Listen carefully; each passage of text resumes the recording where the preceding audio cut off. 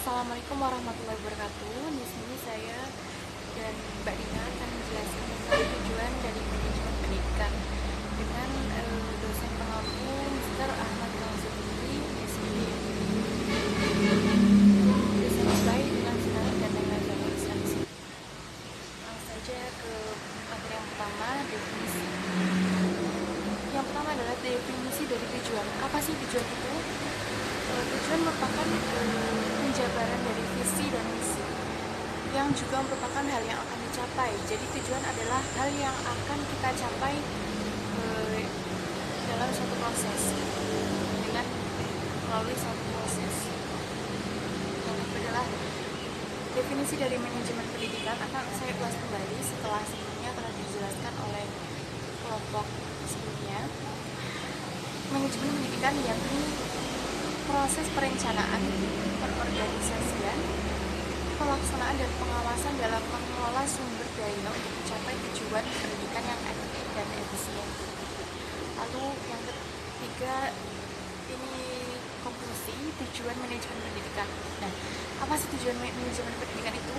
Nah, tujuan manajemen pendidikan adalah hal yang akan dicapai dalam pendidikan dengan pengelolaan seluruh sumber daya secara efektif dan efisien. Oke, lanjut ke deskripsi. Dalam Undang-Undang Nomor 20 Tahun 2003 tentang Sistem Pendidikan Nasional Pasal 3, yakni pendidikan nasional berfungsi mengembangkan kemampuan dan membentuk karakter serta peradaban bangsa yang bermartabat dalam rangka mencerdaskan kehidupan bangsa. Pendidikan nasional bertujuan untuk berkembangnya potensi peserta didik agar menjadi manusia yang beriman dan bertakwa kepada Tuhan Yang Maha Esa, serta berakhlak mulia, sehat, berilmu, cakap, kreatif, mandiri, dan menjadi warga negara yang demokratis serta bertanggung jawab.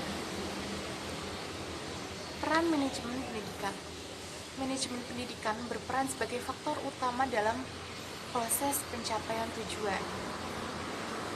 Oke teman-teman, di sini saya akan menjelaskan tujuan manajemen pendidikan menurut Husaini Usman.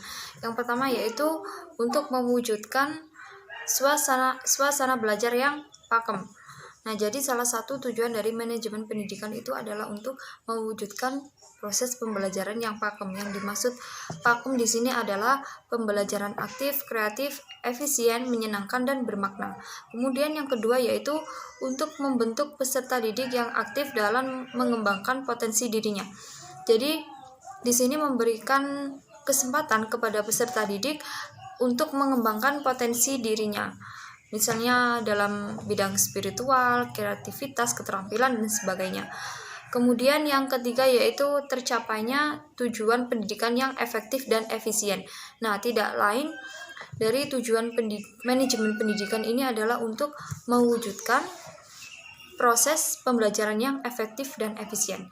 Kemudian yang keempat yaitu teratasinya masalah pendidikan. Jadi dengan manajemen pendidikan yang baik, kita bisa mengatasi masalah pendidikan. Kemudian yang kelima yaitu meningkatnya citra positif pendidikan di sekolah. Dengan adanya manajemen pendidikan yang baik, maka bisa meningkatkan citra positif pendidikan di sekolah itu. Karena dari sekian banyak masalah pendidikan itu adalah karena kurang baiknya manajemen pendidikan. Nah, jadi kesimpulan dari 5 tujuan ini adalah tujuan manajemen pendidikan itu untuk mengelola atau memperbaiki semua komponen pendidikan dari mulai proses pembelajaran, pendidik, peserta didik, dan sebagainya. Nah, agar tujuan pendidikan itu tercapai dan bermutu tinggi, maka harus melaksanakan manajemen pendidikan yang baik juga. Oke guys, sekian penjelasan dari kami. Mohon maaf apabila ada penjelasan yang kurang bisa dipahami. Terima kasih. Wassalamualaikum warahmatullahi wabarakatuh.